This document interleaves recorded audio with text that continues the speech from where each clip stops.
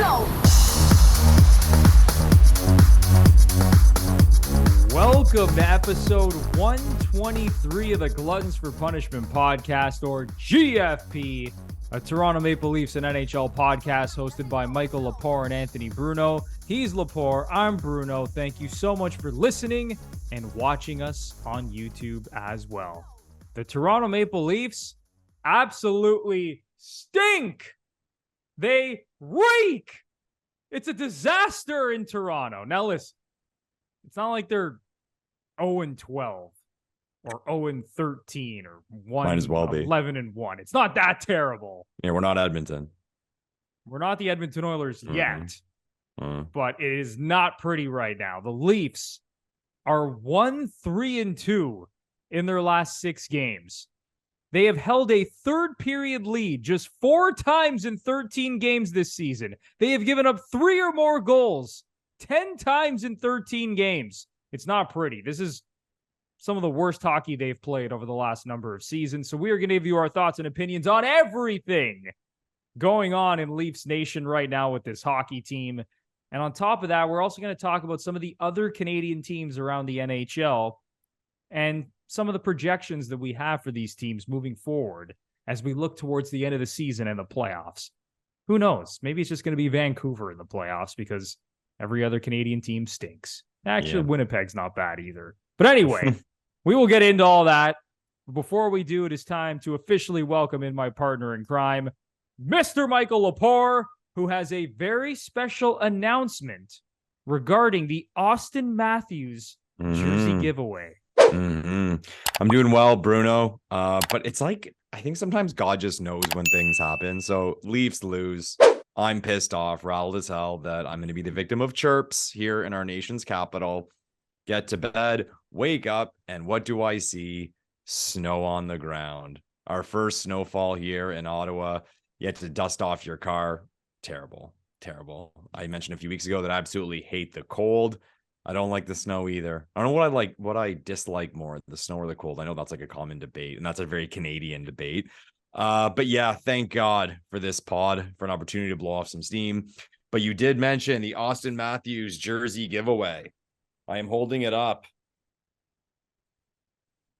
For GFP Nation, the people who entered this contest with your predictions of how many goals Auston Matthews would score in the month of October, you should all be ashamed of yourselves because, guys, he went cold. I don't blame you guys. He went cold and nobody was close. Like Bruno and I combed through a few times and nobody was close.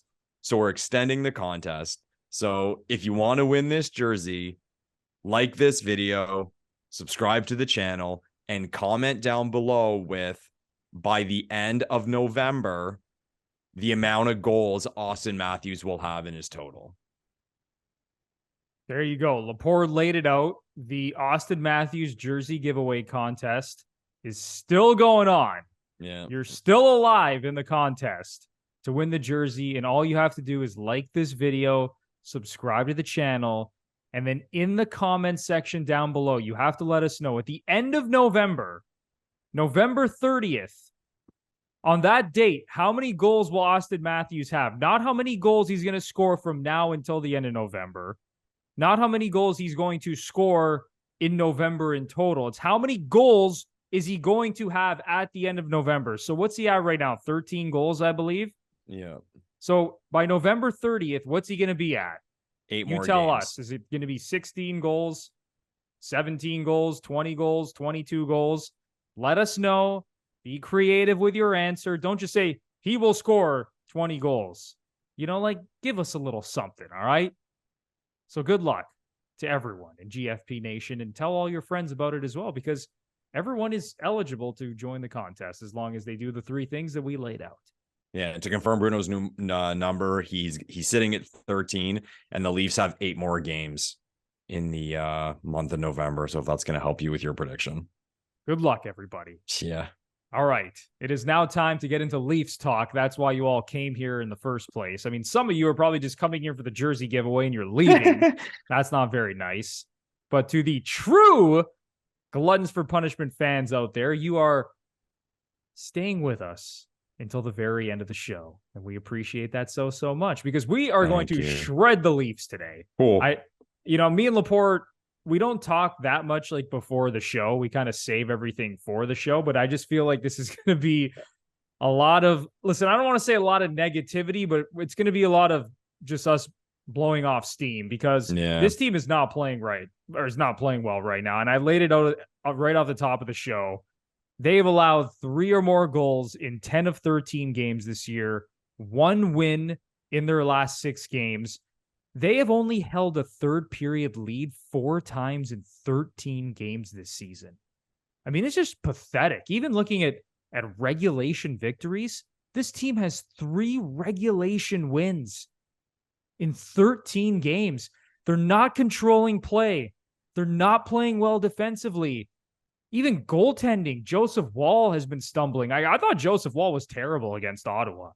I know there were other problems and, defensively the Leafs were not good, but I thought he was terrible against Ottawa. And not a lot of people want to say, oh, Joseph Woll was terrible. They want to protect this kid, but he was shit. He wasn't great against Ottawa. The game just slipped away. So there's a lot of issues right now. The Ryan Reaves situation, the lack of secondary scoring, although Nick Robertson has given this team a jolt in the arm. I mean, go down the list. There's just, the defense core, John Klingberg. There's a lot going on with this team. So, Lepore, you can take this any way you want. Like, what are your thoughts right now on the state of the Toronto Maple Leafs? Yeah, honestly, Bruno, I don't know where to start. But just to follow up on your points, the Leafs have played 13 games. They have 3 regulation wins. And just a point, 2 of those 3 regulation wins were against Dallas and Washington. And in those games, they were significantly outplayed. And you ready for this one, Bruno? You ready for this one? Only the Sharks, Canadians, Oilers, and Kraken have fewer regulation losses than the Toronto Maple Leafs right now. And what is so beyond frustrating about this, okay, Bruno, let's play a game.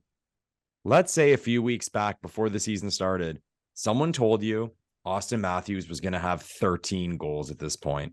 If somebody told you William Nylander was going to break the record for most consecutive games with a point to start the season in Leafs history, what if someone told you that, let's remove last night, that Joseph Woll was going to have a really good start to the season? I'd be like, what are the Leafs, like 10-2-1 or something? Yeah, I'd say they'd be running away with the Atlantic Division. Exactly. But no, because this team right now is nothing short of a fucking nightmare. Okay. I have never, ever. No, I should say never, ever. We're going back. There's been some bad Leafs teams, but it's been like in the Matthews era, they have never looked this bad. They have never looked even close to this bad. Fundamental things, zone coverage, zone entries, gap control, they suck. And it's the whole thing. People always talk about players. Oh, like this team has fire off their star players. They should be good. Or that team, they don't really have any stars. I don't think they're going to be that good. No, it's a cap league. Every team has their guys. Some teams have terrible contracts, so it hurts them. But for the most part, teams are built a certain way. And the most important thing is what kind of team you are. What kind of system is in place? And by that, I mean structurally. And this team is structurally awful right now. So it doesn't matter if you have the best player in the world right now scoring 13 goals in 13 games. It's completely irrelevant. For those who don't follow fellow Paisan Frankie Corrado on Twitter, he had a video today. He'll do videos after games where he'll go on his computer and he'll show breakdowns of certain plays. He showed one of the goals against Toronto from last night. Okay. In this goal, Sens enter the zone. The puck goes down low. It was the Chychrun goal. Whereas behind the net, there was a play. He came out to Chychrun and scored. And my immediate thought when I saw that goal is, how is a guy in the low slot that wide open? Comical. How does that happen in the National Hockey League? Okay. And he goes over the video and I was actually screaming it when it happened live. Okay. He shows the camera going down, stops it. David Kampf, there's 2 guys on the puck for Toronto behind the net, and Kampf goes behind the net.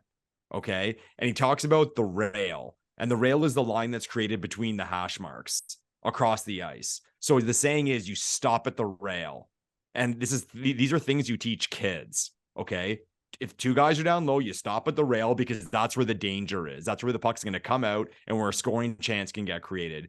Kampf just blows right by it.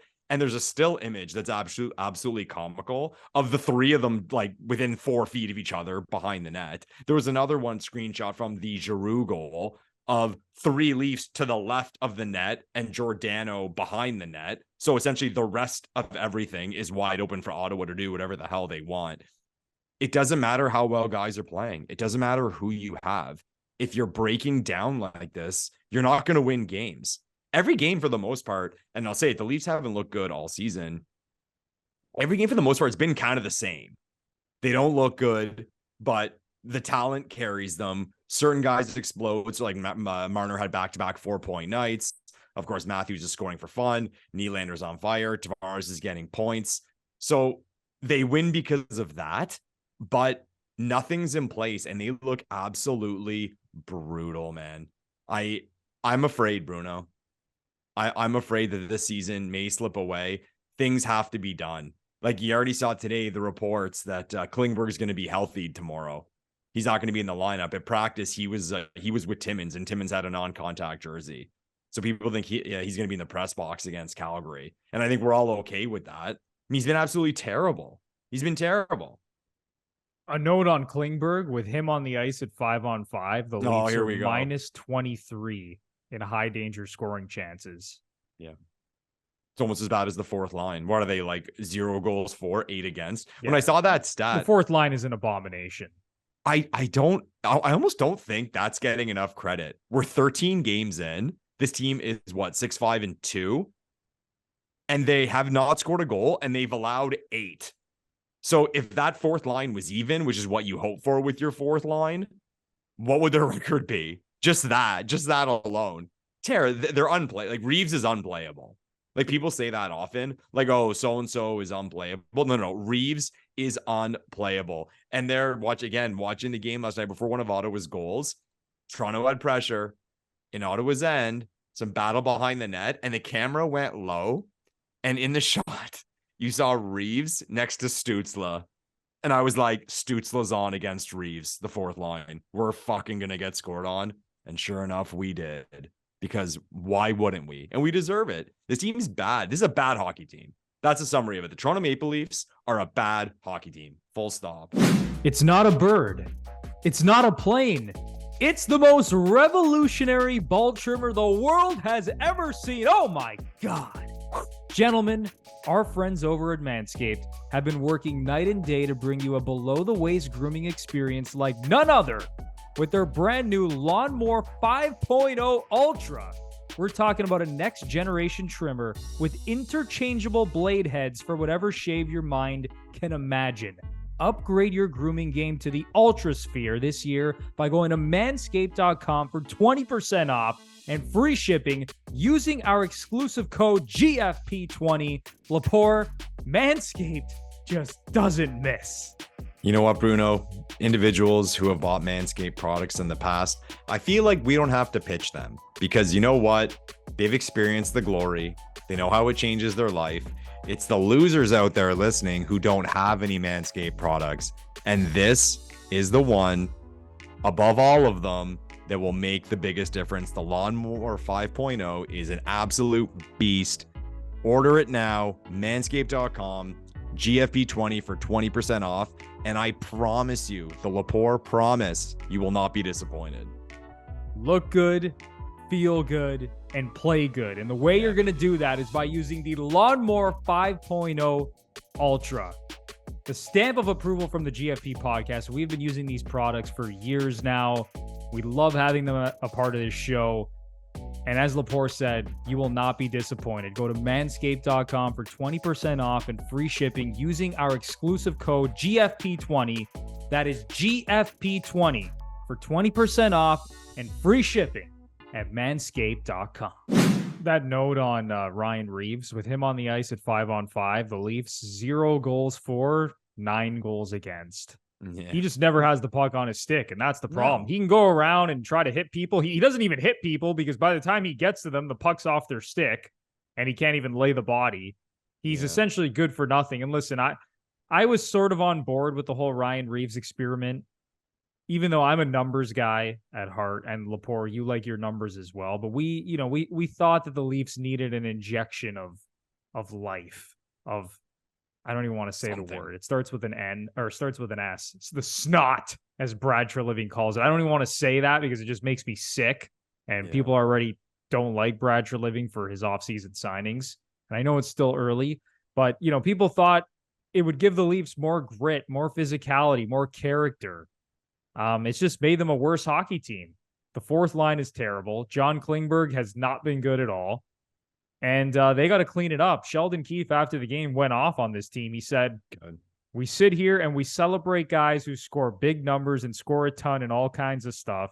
We don't talk enough about what we give up. That's the reality. You got to prioritize keeping the puck out of the net. He then went on to say, we've got to pull it together here and keep pucks out of our net. It's out of control. Yeah. And when you look at the numbers, defensively, they stink right now. 28th in the NHL in goals against per game.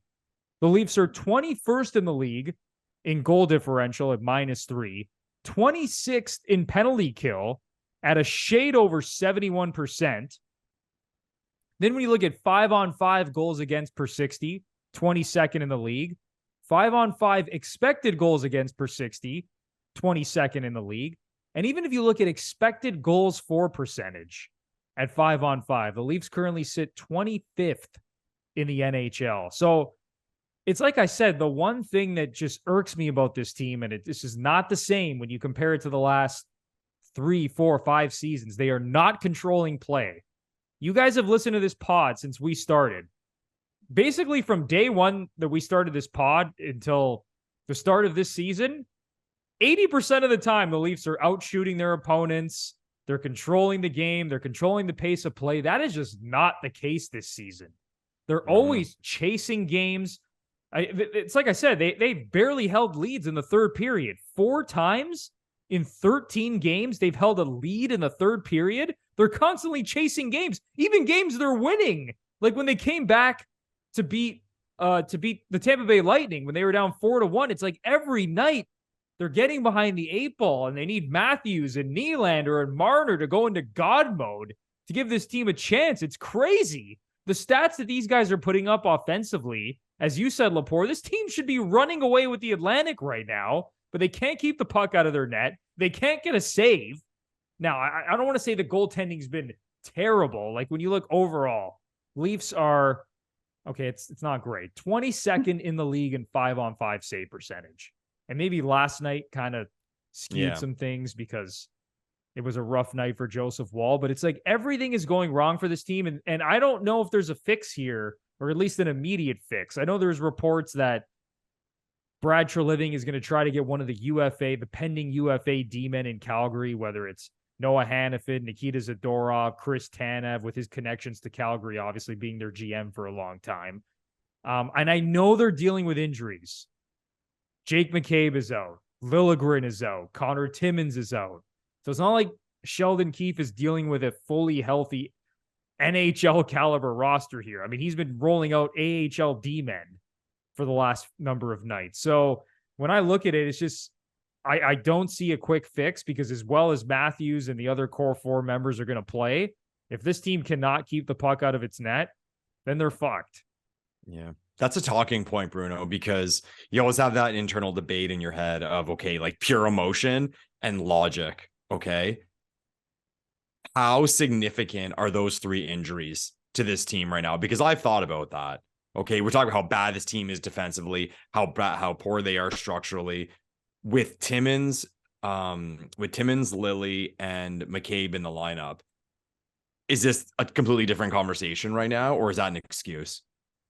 I don't think it's a completely different conversation. I do think they would be better with a fully healthy D-core, but we've seen this team battle through injuries in the past. Yes. This team has been really good at battling through injuries. I don't think the Leafs got enough credit over the last number of years under Sheldon Keefe for their ability to just chug along, next man up mentality. They've actually been really good at that. But this year, the wheels have fallen off, man.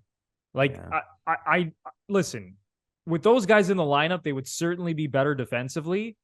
But I mean, this is really bad. They shouldn't be this terrible defensively, despite, like Lagesson being in the lineup and Simone Benoit.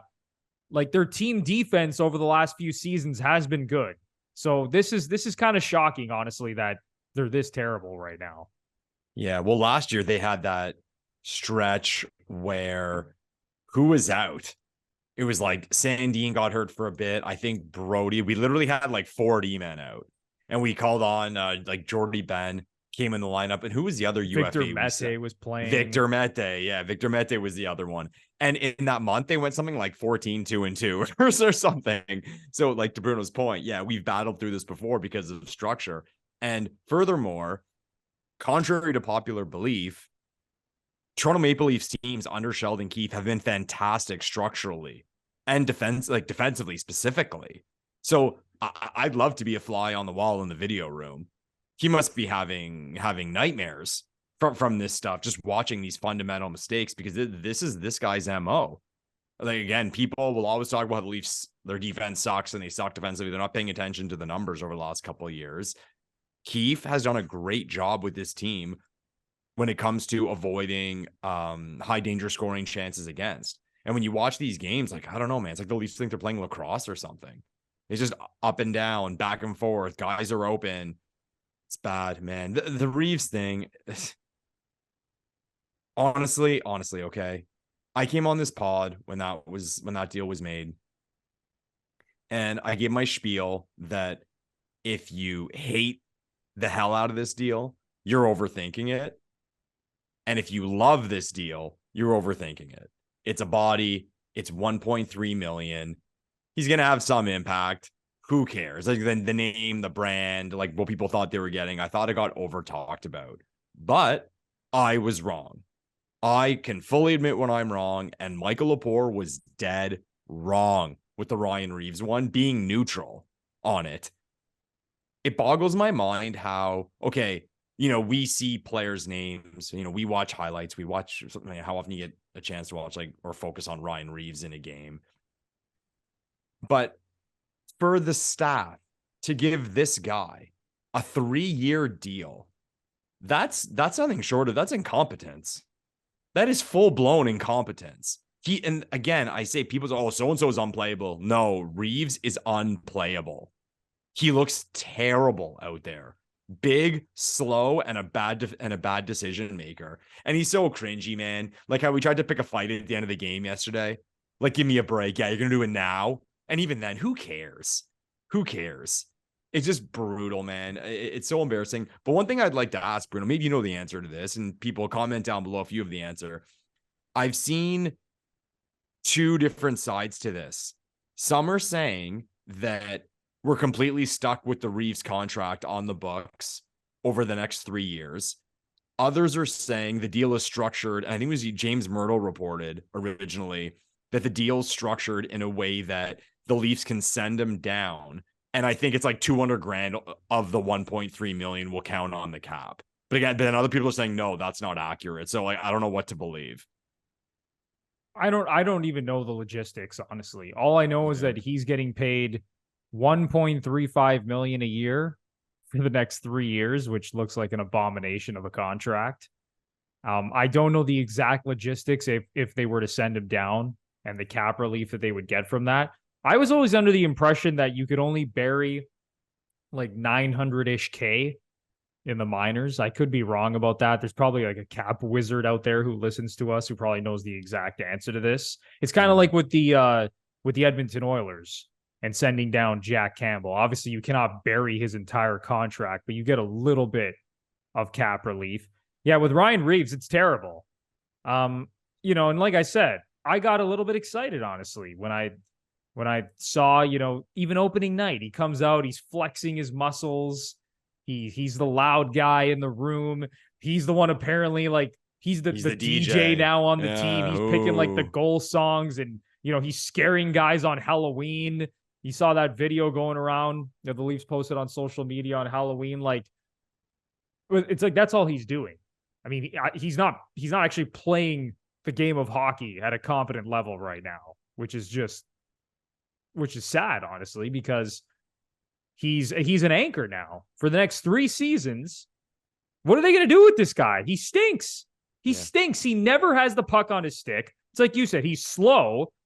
And you said he was a terrible decision maker. He can't even make decisions because he never has the puck. I don't even know what he's doing out there. That line, the Brad Marchand line, he's lucky I wasn't on the ice. Why would we have you on the ice when Brad Marchand's on the ice?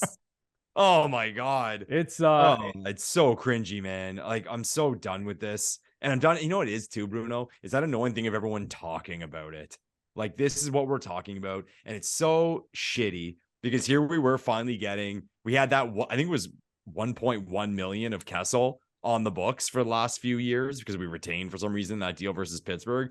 So I was like, all right, we finally have that off the books. Well, we just filled it again with like complete uselessness. Way to go, man. It's not good, man. And people can say all day long that this is not Treliving's team. So, okay, fine. It's not all of his fault, but the Kampf contract, the Reaves signing, the Klingberg signing, and the Bertuzzi signing are all bad right now. They're all bad. And with a team like the Leafs, you got Bertuzzi, you got Reaves, and you have Klingberg. That's what, like 11 million total. Like, guys, like, you know what we could do with that? It's like, think of it, if this team could just add that. Just, it sucks, man. You know what other contract is also looking pretty shitty? The David Kampf extension. No, brutal. 4 years at 2.4 million. He's a zero offensively, like an absolute zero offensively. He might even be below replacement level offensively. I haven't seen that guy make a play. Honestly, the last play like I remember him making was like 2 years ago when the Leafs had their season on the line against Chicago after like the whole like Kyle Beach situation, and that franchise was in complete shambles and the Leafs like were losing on the road against Chicago, and he scored this like backhand goal in the slot. That's like the only time I've ever seen him do anything with the puck as a Leaf. And now they're paying him 4 years, 2.4 million. So like, I don't know, is Brad Treliving is he just a bad GM? Like, let's look at the track record now. And I know we went over this when he became Leafs GM. We went over some of the players that he drafted in Calgary. But look at some of these contracts. He gave Jonathan Huberdeau that $10.5 million contract that just kicked in this season. And Huberdeau has fallen off a cliff. I don't think anyone really saw that coming. That's sad, man. But the Huberdeau deal, the Kadri deal, Kadri's been terrible this year. And you mentioned all the deals that he just signed in Toronto. I mean, my goodness. Like, this is just a nightmare start for Brad Treliving, because how does he get out of this now? And we can talk all we want about, he's going to go pick up one of these defensemen from the Flames, but it's not as easy as like, I'm just going to pick one of these guys up and wave my magic wand.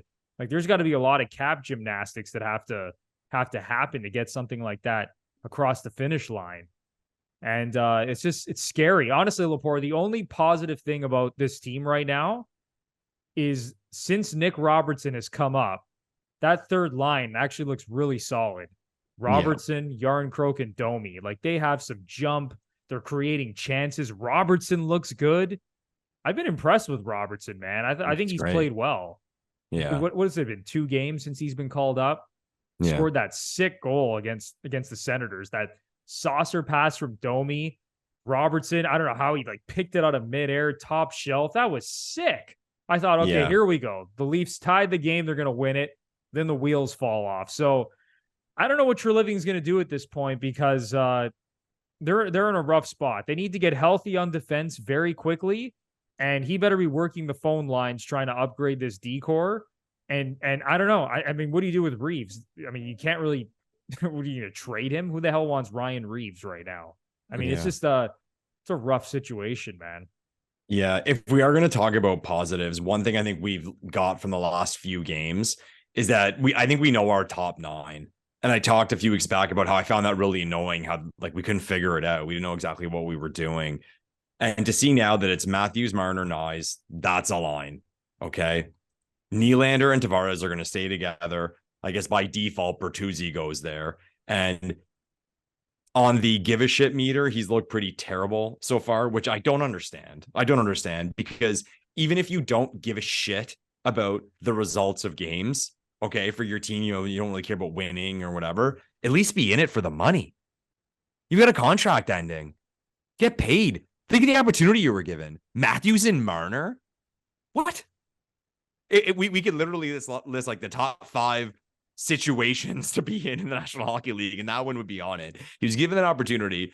Again, he looked decent last night. Little step in the right direction, but we got to see him a lot better. So Matthews, Marner, Nyes, Tavares, Willie, Burt.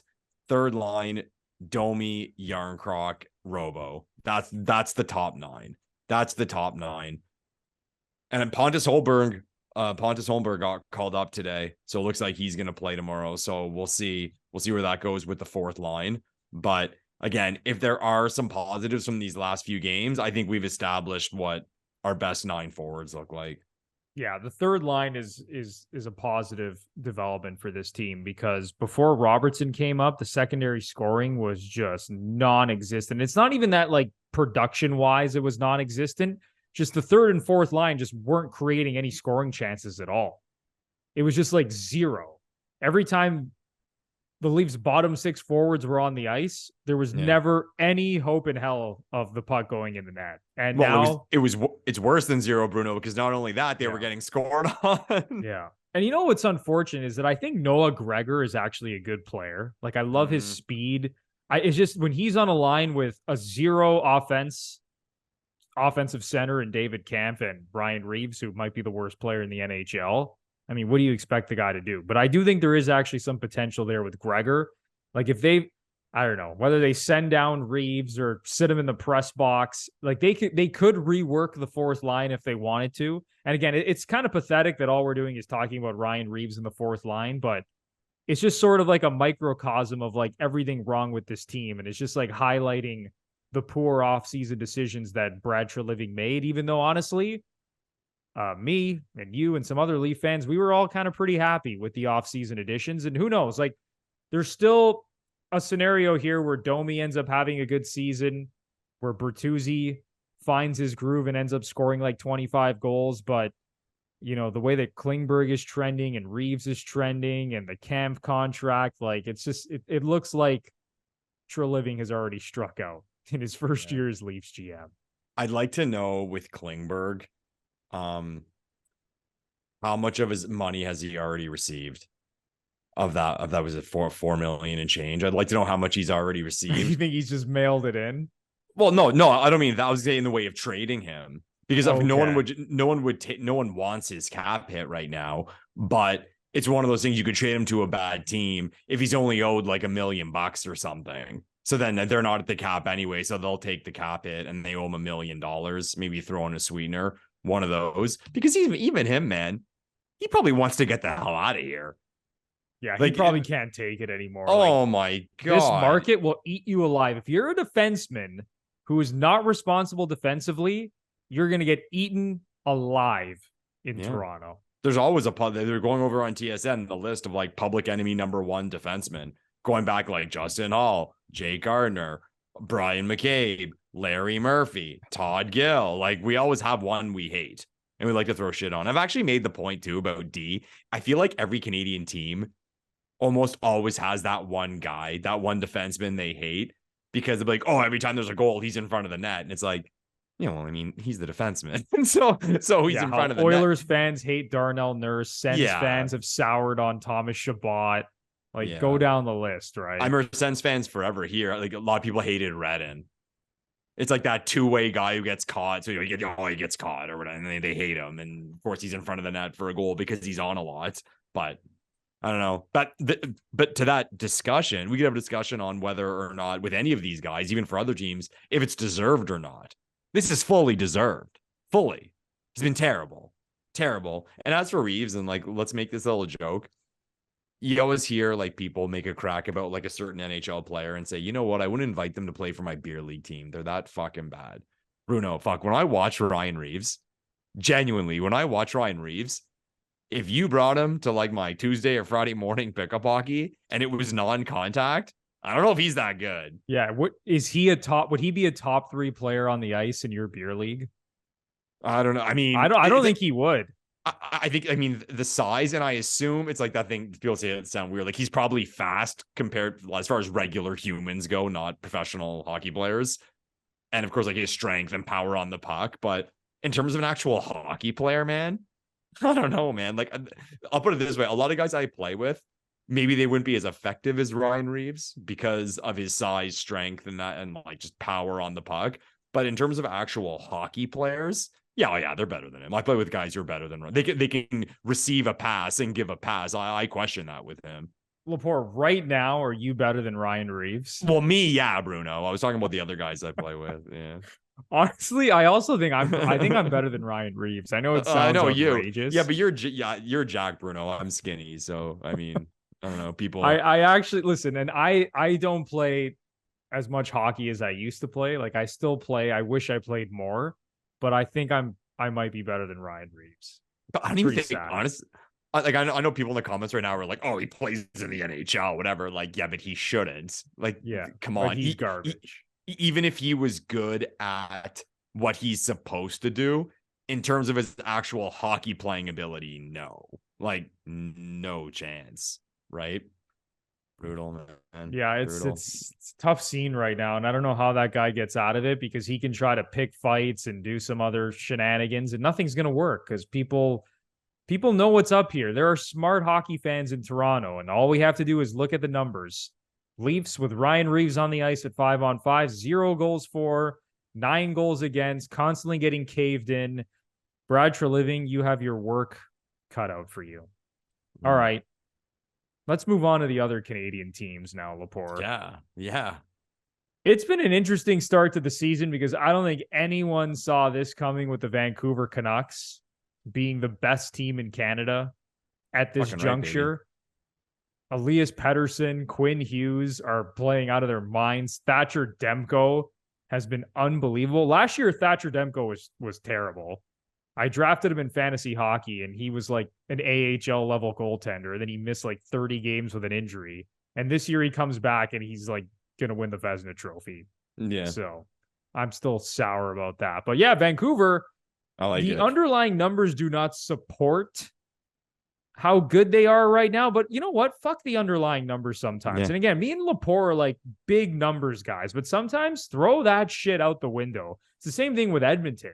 Like they have good underlying numbers, but if you can't make a save, if you can't defend, sometimes the underlying numbers, I'm sorry, throw them out the fucking window. If you can't win a hockey game, you can't make a save, you can't keep the puck out of your net. So anyway, let's go through some of these Canadian teams here and kind of give our projections, where they're going to finish in the standings, maybe how many points they're going to have. Are they going to make the playoffs? Are they going to miss the playoffs? You want to just start with the Leafs? Yeah, let's start with the Leafs. You go first, Bruno. You go first. Want me to go first? You go ahead. Be my guest. All right. So in terms of where they are going to finish, I mean, it's not good. Objectively speaking, as we have been this entire podcast, they're not a good hockey team right now. But when I look at the Eastern Conference is just kind of meh. Yeah. Besides Boston, who as of recording right now are 10-1-1, and that's still just flabbergasting to me. And the Rangers, who are 9-2-1, everyone else is kind of like around 500. I'm going to say the Leafs. I still think the Leafs are going to make the playoffs because I don't think Brad Treliving is just going to sit there and, and twiddle his thumbs and say, oh, I guess it's a lost season. Like they got to win now. So I think he's got a couple trades up his sleeve and the decor's got to get healthy. I'm going to say that the Leafs make the playoffs, and I still think they are going to finish top 3 in the Atlantic Division. But as of now, I kind of maybe see them as like a 3 seed in the Atlantic at best. Okay. So how many points? What's your points guess for the Leafs? My point, I think at this point, like right now, they're on pace for 88 points. Oh, I think they're going to finish with under 100 points. Like, really? I think they're like maybe a 98, 99 point team. Maybe I'm being a little bit, I don't know. Maybe I should be a little more optimistic, but I kind of see them as hovering around 100 points. Whereas before the season, I was like, smash the over, leave. So 106.5 points or whatever their team point total was. But now, I don't know, man. The way they're playing, they're maybe a 100-point team. Yeah. I'll have them a little over. Like, I was thinking, I'm with you. Like, I think the Stars will carry them. I think even if it's not fully, a lot of this stuff's going to get figured out on the back end. Hopefully guys get healthy, and hopefully this team can remain healthy the rest of the way. Wall was shit last night, but he's been good. I think we've seen enough from Wall to know, like, he's competent. Like, he can get you average goaltending at least. There's that thing in me, and call me a fan, call me biased. I still think they have, like, once they get going, they still have that, like, streak where they win like 12 out of 13 or something. And at some point during the season, that'll happen and they'll flip the season around. That could be confirmation bias because it's happened before. But I'm going to say they finish in the second slot. And I was going to say, I'll say 106 points. Okay. Yeah. Okay. So you still have them finishing like right around where Vegas had their point total before the season. Yeah, like the old saying of, oh, it's a long season. Yeah, but it is. And like you mentioned the points total, Bruno. I mean, I'm a nerd like that. Like, I'll check teams' points total. You check it like 3 to 4 games to 3 to 4 games. It's so different because if they win 3 in a row, like if the Leafs win 3 in a row and they're 9-6 and whatever, it's like, well, now they're on pace for like 100 points or something. You know what I mean? And that can happen. So like, you have to be careful there. And I think too, I saw a stat once that you look at the teams who make the playoffs and you go month by month and they have essentially like they've one really good month that gets them in. There's one streak, like I said, that really and truly gets them in, and the really good teams have 2. So, I mean, the Leafs have had shit starts for a while. I think it's funny how it's teetering here because early on, let's face it, we were kind of like, blah. Like, I think this fan base has been through enough and seen this repeatedly, so we didn't really flinch at this slow start. They'll turn it around. But then we started to notice things, even compared to the previous years, where, yeah, they had slow starts, but like you said, Bruno, like their expected goals numbers were fantastic. They were just unlucky. Or Matthews wasn't scoring. He's had slow starts the last couple of years. So now as we're getting deeper along and we're seeing all of these things, that's what makes it scary. But I still think they'll quote unquote figure it out for the most part. And I think they'll clip 100 points. How about the Vancouver Canucks? Because at the time of recording, they are currently leading the Senators 3-2 at the end of the second period. So by the time we post this game will obviously be over. But the Canucks right now on pace for around 130 points this season. Yeah, they're not going to hit 130 points. That's just not going to happen. I also don't think they're going to win the Pacific Division because of Vegas. I mean, you know what? To be fair, they have a couple games in hand on Vegas. I mean, Vegas is the better team. So I still think Vegas will win the Pacific, but I think the Canucks, I mean, obviously they're going to blow past their preseason point total, which I believe was set at like 92.5 or 91.5.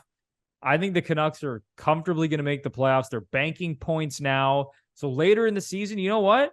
If they get into a little rut and they lose 4 in a row, 5 out of 7, 7 out of 10, it's not going to be a big deal. I still think this team will have probably around like 105 to 110 points, something like that. And they're probably going to be the top team in Canada at the end of the regular season. You have them maybe hitting 110, Bruno. Wow. 105 like to 100. And listen, man, Pettersson is playing at a Hart Trophy level. Same with Quinn Hughes, for that matter. Hart Trophy, yes. Norris Trophy, and Thatcher Demko is essentially he's one of the top 3 goalies in the world right now. So if those 3 are going to keep playing the way they are, there's no reason the Canucks can't have a fantastic season. Yeah, what I'm basing my take on and them having a good overall season is I loved Rick Tocchet as a player and I love him as a coach. He's the right demeanor. He says the right things. There's nothing not to like about this guy. And right now, I mean, as it stands, he's got to be like the slam dunk for the Jack Adams. So I'm not as bullish as you are for an overall points total. And it pains me to do that because, you know, BC boy Mike Lepore always kind of roots for the Vancouver Canucks. But I'll have them getting into the playoffs, and I'll say they do it with 98 points. Oh, wow. So you think like they're really going to go into a rut at some Well, it's point. not, but even 98 points. It's not that much of a rut. It's just that things are going to regress back to the mean. And they said that like they're not going to finish with 130, right? No. And I don't know. I think 100 points, maybe. I mean, I'm picking 98. So it could come down to a few shootouts or whatever and overtime success. But I'm just holding back a little bit. I just don't want to be overly disappointed because I root for Vancouver. So I'll say 98 points and they get a playoff spot. So you think the Leafs are going to finish with more points than the Canucks when it's all said and done? Oh, yeah, just point that out, Bruno? Had to point that out. Yeah, I guess I do feel that way. Wow, okay. Well, okay. The East, and you know what? That's not a shot at the Canucks because I will say it, the West is better than the East. I think everyone went this year thinking, oh, the East, the Atlantic, this and that. So far, it's not even close, man. I think the top of the West is better. Yes. But as an overall conference, I'm still not sold on the West. Like, there's still a lot of shitty teams, but the top of the West is good. Like, the top, like, 4 to 5 teams look like they're very good teams compared to the Eastern Conference, where it's just we kind of don't know what the hell is going on, honestly. Yeah, the East doesn't have any bad teams, right? Yeah. There's no San Jose, there's no Anaheim. Yeah, it's like some good teams and a lot of middling teams right now. Yeah, and it'll play out. In a month, we'll be singing a different tone about each conference and where the teams are at. Exactly. Okay, how about the Edmonton Oilers? Because they're trash right now. And again, at the time of recording, they have not taken the ice in the loser bowl against the San Jose Sharks. My God, if the Oilers lose this game, and we're going to post this after the game, and we don't know what's going to happen, but my God, if they lose this game against the San Jose Sharks, their season's over. Their season's on the line. I'd be shocked beyond belief if they lost this game, but they have terrible goaltending, so they can lose any game. But they're on pace for I believe 37 points. I mean, that's not going to happen. I guess the first question of do you think the Oilers are going to make the playoffs? No. I don't think so either, man. I don't think they're going to make it. I think they're at that point now where I think they're going to turn it around, but I just think they've built that mountain to climb that they're going to have to tear up the rest of the season just to get into the mid 90s or high 90s. So, I mean, they're capable of doing it based on their offensive talent and things go their way. But like you said, they don't have the goaltending and they're giving up high danger scoring chances. I think they'll make it close. I think they'll make it interesting. But I say, if I had to guess, I'd say they finish around 92, 94 points and miss. You want to hear a cool stat that I screenshotted from an article on sportsnet.ca? Always. Referring to where teams are at on Thanksgiving weekend, on American Thanksgiving weekend. So it's 80% make the playoffs, or those in the playoffs or something. I've seen that before. Yeah, listen to this. So since 2013, 2014, and this is not including the COVID interrupted 2019-20 season or the shortened 2021 season, but 98 of 128 teams that were in a playoff spot on this holiday wound up clinching a playoff position in April. That's 76.6%. So generally, as I keep quoting this article, 3 or 4 teams are able to make the climb back from the outside. So if you are not in a playoff spot by American Thanksgiving, chances are you are not making the playoffs. You have a 24% chance to get in. What I always argue about that stat, because I was thinking, American Thanksgiving, who's in? And the numbers are the numbers, whatever percentage. I think what I more see from that stat is the teams at that point that are comfortably in, because I'd like to see what those numbers are. Let's say if you remove the top 4 or 5 teams in the conference. So if you're between, say, 5 and 12th or something, what percentage of those teams at that date stay the same or change? I'd like to see that, but you're right. So as I continue the article, I'm glad you brought that up. Please do, Bruno. The writer said, of course, that climb gets harder the further you're out. Most of those 30 teams that did climb back into the playoffs were within 3 points of a playoff spot at American Thanksgiving. Yeah. I think even you got to be hovering around a playoff spot or you're fucked. I think even Friedman said one, even November 1st. It's if you're more than 4 points out of a playoff spot, the numbers are against you. But what's your points total for Edmonton? Edmonton, I think they're going to miss. I think they're going to be somewhere in the 80s.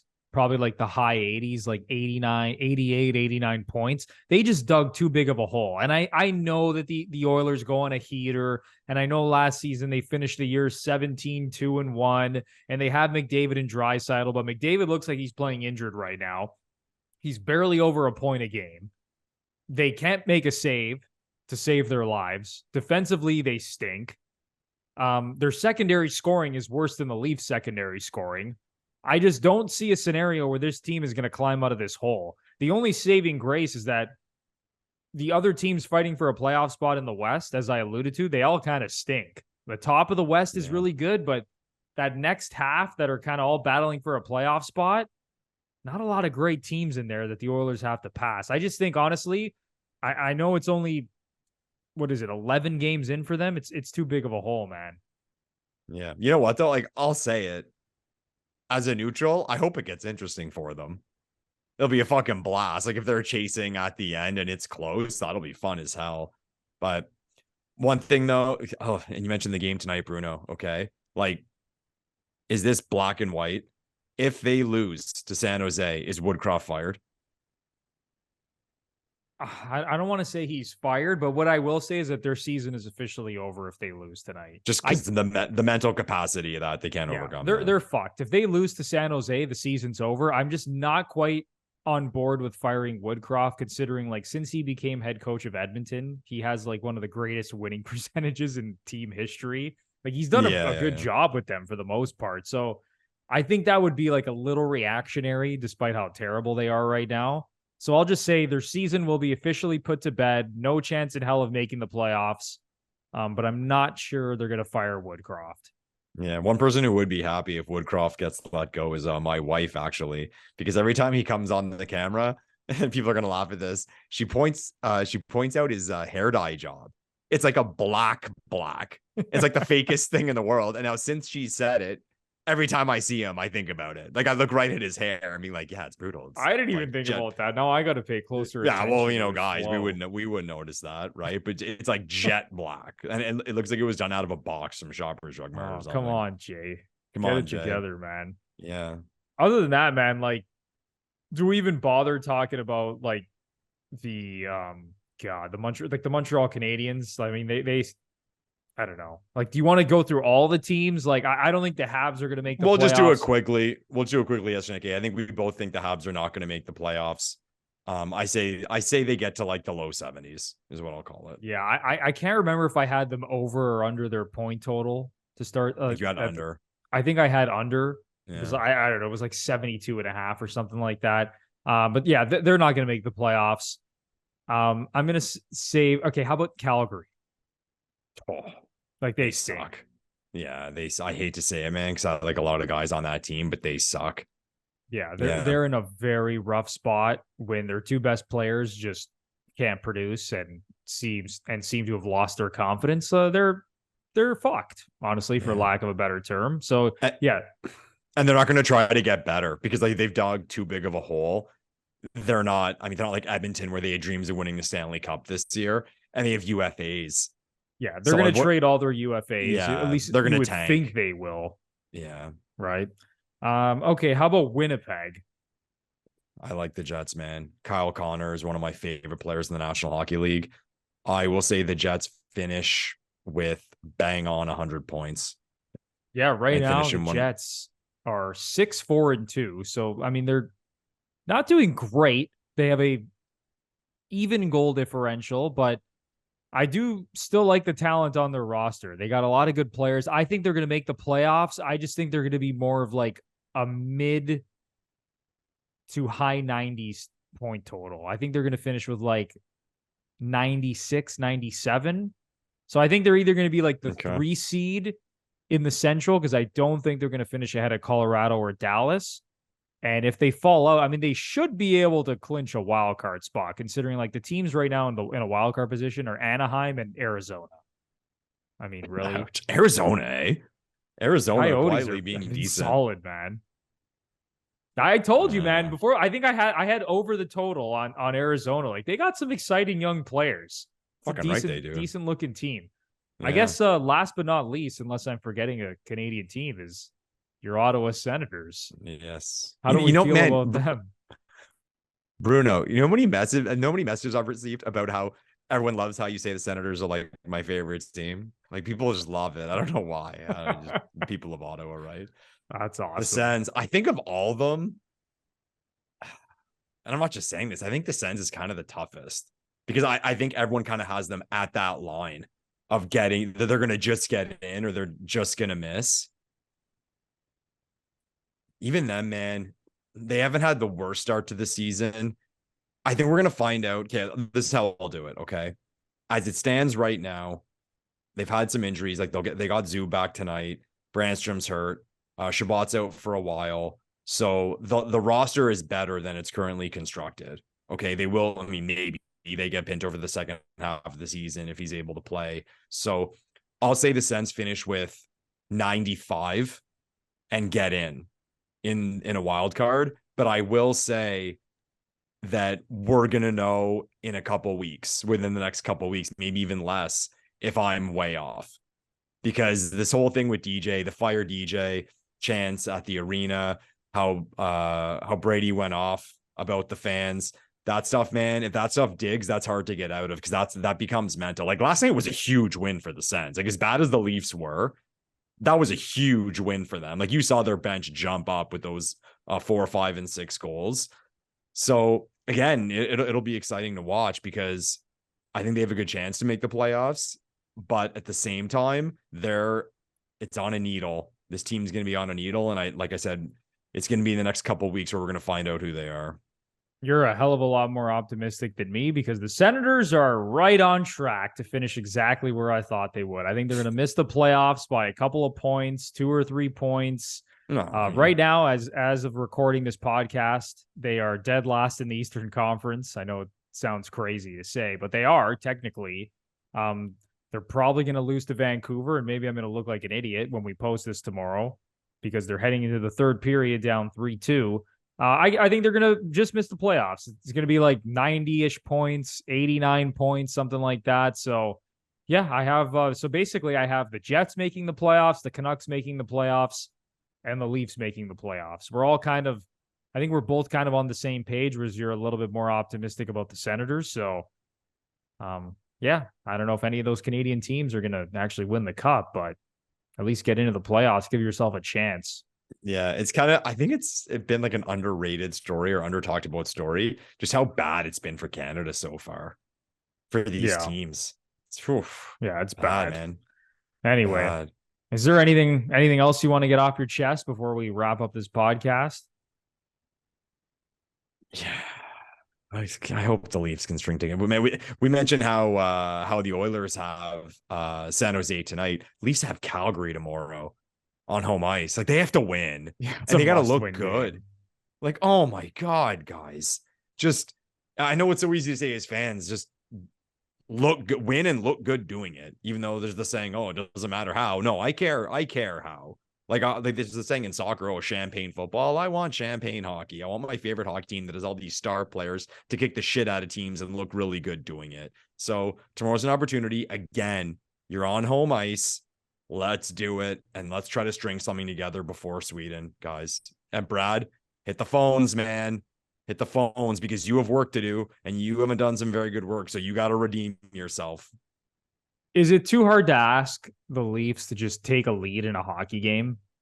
Like, can they just stop chasing games for once against an inferior opponent or what appears to be an inferior opponent? Can you just take a lead? Like, take a stranglehold of the game and just win a game comfortably for once in your lives? Maybe this is just like a pessimism thing being a Leafs fan, but I think for the last, even like throughout the Matthews era, if I had to guess, we have to be one of the worst first period teams in the league. They never start on time. Or even, okay, for like the first 10 minutes or something, like even if we could see metrics on it, like if they get outplayed, get scored on all that stuff. Like it's been a saying for years here in Ottawa among Sens fans, the Sens are like among the worst second period teams in the league. The Leafs, like every time the Leafs are at home, the puck drops. I'm waiting for the other team to score first. I'm just kind of waiting for it. And that from the crowd 2 minutes in, going back for the love of God. Score the first goal and take the damn lead against a bad team, just for once. Was there not one year? I think it was Bernier. It was some absurd number. It was like 7 times throughout the course of the year he got beat on his first shot. Yeah, that sounds about right. Yeah, exactly. It's perfect. Just perfect. Yeah, it's tough scenes right now in Toronto, man. It's just not great. So hopefully the Leafs can figure out a way to get out of this 1-3-2 funk. And like I said, score the first goal, take a lead, assert your dominance if you even have any dominance left in you. I mean, basically just Auston Matthews and William Nylander and Mitch Marner, and that's about it. So anyway, come on, Leafs, figure your shit out.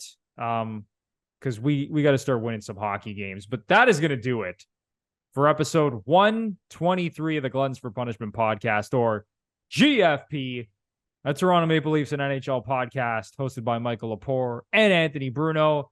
If you're a longtime listener or a new listener and you really enjoyed the show, give us a 5-star rating and review on either Apple or Spotify. And if you're watching us on YouTube and you liked the show and you just like our content in general, then smash the like button, subscribe to the channel, leave a comment down below, and ring the notification bell so you know exactly when the GFP podcast is posting some new content. So for Michael Lepore, I'm Anthony Bruno. Go Leafs, go. I mean, figure it the fuck out. All right. We'll see you guys in the next one. Thanks, everyone.